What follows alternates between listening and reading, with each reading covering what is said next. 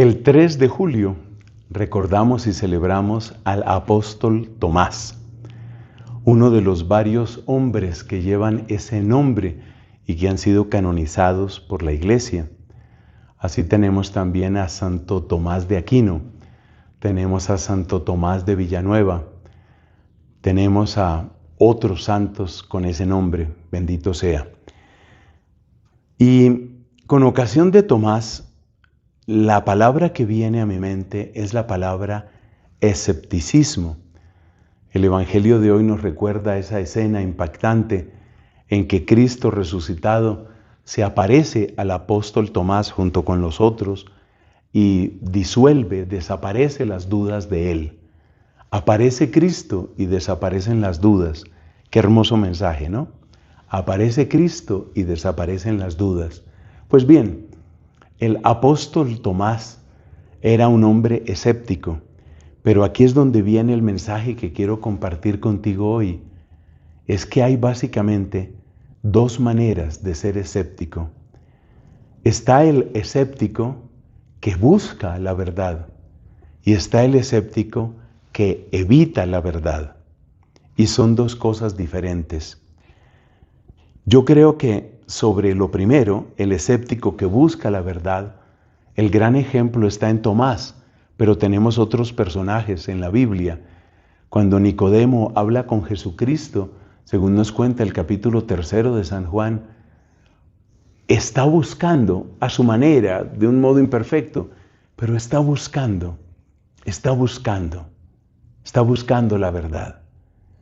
Cuando Natanael escucha que el apóstol Felipe, según nos cuenta el capítulo 1 del mismo Evangelio de Juan, le dice, hemos encontrado al Mesías, Natanael es escéptico y dice, ¿de Nazaret podrá venir algo bueno? Es escéptico, pero es el escéptico que busca. Y lo mismo es Tomás. Tomás es el escéptico que busca. Y ser escéptico y ser un poco desconfiado y no convencerse tan fácilmente puede ser incluso una cualidad. Fíjate que en la Santa Iglesia Católica nosotros no somos fáciles de convencer. La Iglesia no es fácil de convencer. Si una persona dice, acaba de suceder un milagro, en esta parroquia hay un milagro, hay una aparición. La Iglesia es parsimoniosa. La Iglesia es parsimoniosa y me voy a atrever a utilizar la palabra es escéptica. Vamos a mirar los hechos. Milagro eucarístico aquí, vamos a mirar los hechos. Es que hay una religiosa, es una santa mujer. Vamos a mirar los hechos. Murió Juan Pablo II. Mucha gente exclamaba en la plaza de San Pedro, santo súbito, santo súbito. Querían que ya se proclamara santo. Vamos a mirar los hechos.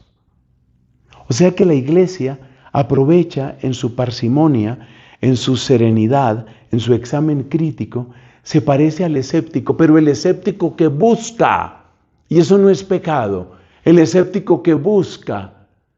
El Papa Benedicto tuvo palabras, incluso llamaríamos elogiosas, para aquellos que buscan, para aquellos que están en camino, para aquellos que precisamente no se conforman con la opinión pública, porque es que además la opinión pública, como decía Fray Luis de Granada, es un monstruo de 100 cabezas. Hoy te dicen una cosa y mañana te dicen otra. Entonces, mis hermanos, hay el escéptico que busca. San Agustín nos habla del otro escéptico, el escéptico que evita la verdad, porque no le conviene.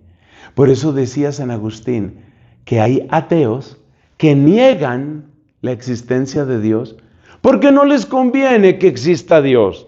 O sea, evitan la búsqueda de Dios, evitan la certeza, evitan los argumentos. Llegan incluso a decir, es que simplemente las cosas son así. El otro día estaba estudiando un poco a este filósofo británico, indudablemente un hombre muy brillante, pero es que ser brillante no es lo único que se necesita para llegar a la verdad. Estoy hablando de Bertrand Russell. Y Bertrand Russell, pues fue ateo toda su vida. Solamente hay por ahí un escrito donde él siente como un llamado a la trascendencia, pero no le da nombre ni llega a una fe en un Dios personal, ni mucho menos. Además, algunas de las imágenes que utilizó el ateo Bertrand Russell, pues han sido muy poderosas en favor del ateísmo. Pero estudiando un poco a este filósofo, yo decía, bueno, pero ¿cómo maneja él lo que parece evidente? Y es que un universo ordenado parece reclamar, pues lo podemos discutir, pero un universo ordenado parece reclamar una mente ordenadora. O como diría el Papa Benedicto, a partir de la creación, pues nos acercamos a la racionalidad, nos acercamos al logos. Eso es lo que parece natural. Y entonces, pues Bertrand Russell, ese argumento que finalmente es el argumento de la causa incausada, o es el argumento de la causa primera, o es el argumento del motor inmóvil, tiene varias expresiones ese argumento, pues Bertrand Russell despacha ese argumento básicamente diciendo, no hay que buscar más causas, simplemente las cosas son así. Las cosas son así, me vas a decir. Pero utilizar la expresión las cosas son así, o simplemente esa es la realidad, digamos, de la materia, o esa es la realidad del universo, eso no es renunciar a nuestra capacidad racional. En el momento en el que dejas de preguntar, en el momento en el que renuncias a la pregunta, estás renunciando a la capacidad racional. Y eso lo hizo Bertrand Russell, como lo han hecho muchos otros ateos, porque sabían, o por lo menos presentían, creo yo, que seguir preguntando por qué existe ese orden, por qué existe esa lógica, por qué existe esa luz, pues eso les iba a llevar, tarde o temprano tenía que llevarles a la afirmación de una primera causa que no tiene causa ella misma.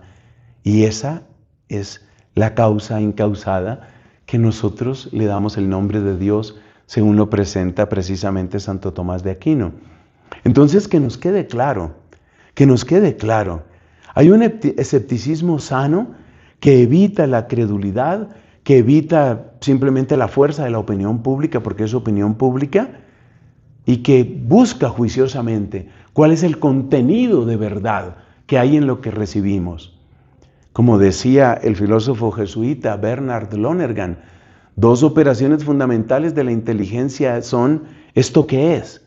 Pero luego la pregunta, ¿de verdad es así? O como él lo preguntaba en inglés, ¿is it so? ¿De verdad es así? Eso es propio de la intencionalidad del entendimiento humano. Y ese es el escepticismo sano, el escepticismo que busca y que está dispuesto a rendirse ante la verdad, como Tomás se rindió ante las llagas de Cristo.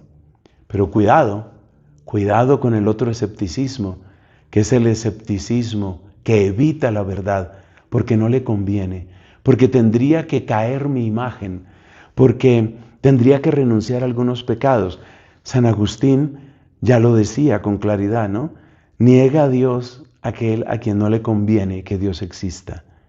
Así que, muy clara, por favor, esa diferencia entre un escepticismo y otro, y que Dios nos conserve en la búsqueda de la verdad, porque finalmente, el que busca con amor la verdad, encontrará aquel que dijo, yo soy el camino y la verdad y la vida.